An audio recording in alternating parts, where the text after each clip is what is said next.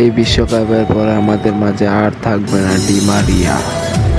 তোমাকে অনেক মিস করব বস। বিদায়ের সময় ঘনিয়ে আসছে ডি মারিয়ার, এসেছে নতুন শিশু, ছেড়ে দিতে হবে স্থান। কোপা আমেরিকা শেষ হলেই বিদায় বলে দিবেন ডি মারিয়া। আর্জেন্টিনার জন্য ডি মারিয়া ছিলেন আশীর্বাদ স্বরূপ। গত 20 বছরে আর্জেন্টিনা যত ট্রফি জিতেছে সবগুলোর ফাইনালেই গোল পেয়েছিলেন এই তারকা ফুটবলার। এবার সেই তারকাকেই বিদায় দিতে হবে। বিস্তারিত থাকছে শাহরিয়ার আহমেদের লেখা প্রতিবেদনে। আর্জেন্টিনার জন্য ডি মারিয়া ছিলেন আশীর্বাদ স্বরূপ। গত 20 বছরে আর্জেন্টিনা যত ট্রফি জিতেছে সবগুলোর ফাইনালেই গোল পেয়েছিলেন এই তারকা ফুটবলার। এবারের কোপার আগেই ঘোষণা দিয়েছেন কোপার পরেই আর্জেন্টিনার জার্সি তুলে রাখবেন তিনি।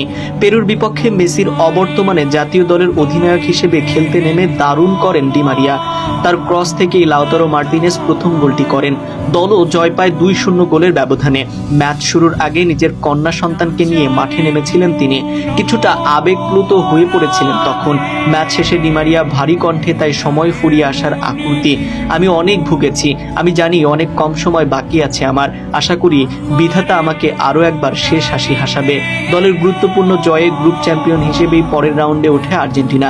ম্যাচে নিজের সন্তানকে নিয়ে মাঠে নামার ব্যাপারে ডি মারিয়া বলেন, আমি খুব খুশি, আমি এটা অনেক দিন ধরেই চাচ্ছিলাম। আজকে আমি আমার এক কন্যাকে নিয়ে নামতে পেরেছি, অনেক ভালো লাগছে। অন্যদিকে কোপা আমেরিকায় 3 ম্যাচে 4 গোল, যেভাবে বিশ্বকাপের যন্ত্রণা ভুলছেন মার্টিনেজ। 2022 সালে 36 বছর পর আর্জেন্টিনা বিশ্বকাপ জিতলেও টুর্নামেন্টটা ব্যক্তিগতভাবে লাউতারো মার্টিনেজের জন্য ছিল ভুলে যাওয়ার মতোই। 6 ম্যাচে 242 মিনিট মাঠ থেকে কোনো গোল বা গোলের সহায়তা করতে পারেনি আর্জেন্টাইন স্ট্রাইকার। বিশ্বকাপের আগেই মার্টিনেজকে আর্জেন্টিনার মূল স্কোয়ার ভাবা হলেও প্রথম ম্যাচের পর আর কোনোটিতেই পুরো 90 মিনিট খেলা হয়নি তার। হুলিয়ান আলভারেজের উত্থানও বিশ্বকাপে অনেকটাই আড়াল করে দিয়েছে মার্টিনেজকে।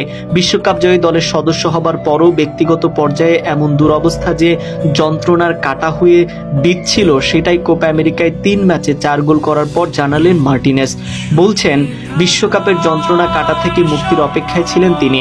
কোপা আমেরিকা গ্রুপ পর্বের 3 ম্যাচেই গোল পেয়েছেন মার্টিনেজ। প্রথম 2 ম্যাচে 2টি গোল করার পর পেরুর বিপক্ষে শেষ ম্যাচে করেছেন জোড়া গোল দিয়ে এবারের আসরের সর্বোচ্চ গোলদাতার তালিকার শীর্ষে উঠে এসেছেন মার্টিনেজ।